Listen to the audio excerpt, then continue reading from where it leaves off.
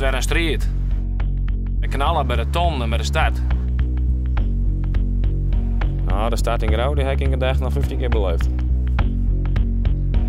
Ik verwacht je een spannend, verrassend en knallend SKS-kampioenschap 2014. En dan lijkt het cruiserekker strak in op deze start. Oei, oei, oei, de bol zit nog net vies te let omdat de jouwer bakboord onkwam. Bakboord onkomen op de Boppenwiese tonnen.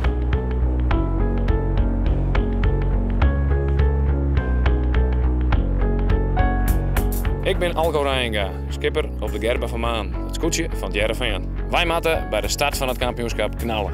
En dat hield ik van Jim thuis. Een van de dingen die hegen mijn verlanglijstje zit, is mijn broer eruit te zien. Die is namelijk skipper op een jouwer. Nou, dat net slagen, dan moeten we naar me thuis komen. Ja, dit weer even een fantastisch cruiserijtje.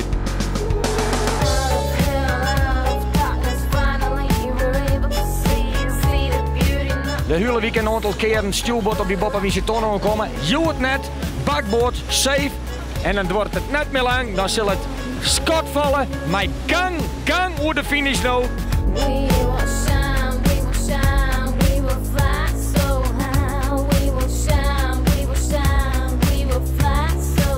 Fantastische ziekte, passie die wij machinaal beleven op dat wetter.